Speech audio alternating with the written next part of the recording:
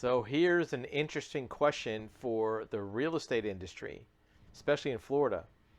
Are condos the new timeshares? Meaning that for a long time, timeshares were a desirable way of getting a property that you could use for a certain purpose, less money than a typical single family home or a typical vacation property, and it allowed the use of that property as needed. But then it started to become apparent that the downsides financially for a timeshare really were overwhelming, meaning that after some period of time, when a new timeshare building had run its course of usable life, the value almost went to zero.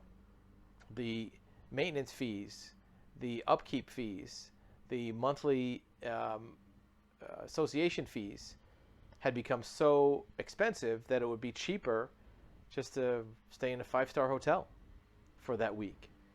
And people wanted to get rid of their timeshares, but there were no buyers. And if you were the registered owner, you still had to pay those maintenance fees as long as you were the owner, and they could come after you personally if you didn't pay. Is this happening with condominiums? Condominiums are typically in a multifamily building structure, a high-rise, a townhouse. They're not single structure homes for the most part. And if it's in a larger building, as the owner of that condominium, you simply own from the paint on the walls inward. You don't own the walls, the boards, the roof, anything, which at the beginning seems like a good thing because you're not responsible for maintenance. But just because you're not responsible directly for maintenance doesn't mean that the cost of it doesn't eventually show up on your doorstep. For example, if you live in a 10-story condo building with a bunch of apartments in it, and you own one of the units, every 30 or 40 years or so, or 20 years, the roof has to be replaced. If the roof on that building, let's say, cost $80,000 to replace, and there are, let's say, 20 units, that means every unit owner has to pay $4,000 for the roof. Now, presumably, the condo association will every month in their dues reserve a little bit out, knowing that that roof repair is going to come up in 10 or 15 or 20 years.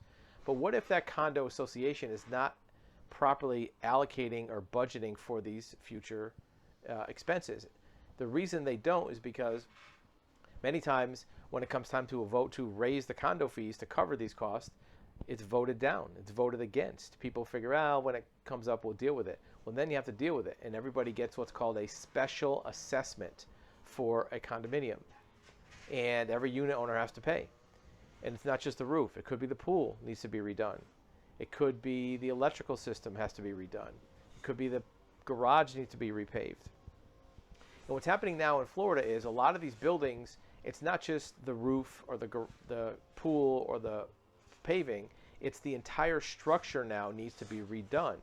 Many of these buildings, when they're built, were not built to the same standards as a commercial structure, because commercial building, the owner of the building is a single unit owner that's really going to be adamant wanting to make. Your video will be back in 8 seconds. In the meantime, remember, you have access to live one-on-one consultation, undivided attention of a licensed certified expert in this subject and many others. We want to listen to your story. We want to hear your questions and give you expert advisement of your options. We want to tell you what we know about your situation and what options you have. Now back to your video. Make sure that that building structure is high quality. When a condominium building is built, the contractor, the builder, the developer figures, well, these are unit owners that they figure it's new and they may not be as sophisticated about wanting the structure 100%. So a lot of these buildings are starting to fall apart. Literally, Surfside condominium in Florida fell apart. It tipped over. Now that this reality has become conspicuous, Florida passed a law saying that every building has to be inspected to make sure it's not going to tip over and kill people. Because of that, these buildings are getting estimates of repairs of $1 million, $2 million, $5 million. Well, if you divide $1 million even over 100 unit owners, right? that's $10,000 per owner.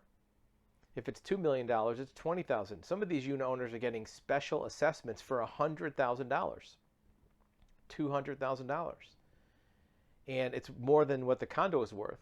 So many people want to get out of these condominiums the same way that people were trying to bail out of timeshares. At this point, it's not quite to the same level as timeshare don't wanters, but the condominium market is in trouble in Florida for this reason. The other expense that's starting to add up is insurance. Now, as a condominium owner, you say, well, I don't have to get insurance because that's handled by the association. Well, just because it's handled by the association doesn't mean the cost is not passed down. The association only gets their money from unit owners.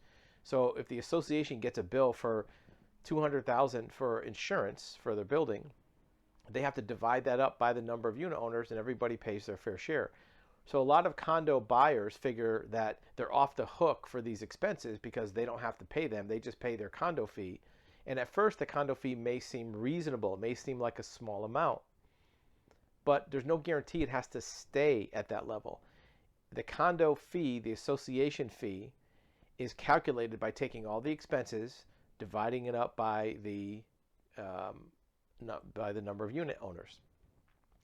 The other disadvantage to that is if you have your own single family home and you decide, well, I don't want to cut the grass this much, or you want to shop around for a good landscaper, or you want to shop around for a good roofer, it's in your best interest to do so because you're paying every dime of that.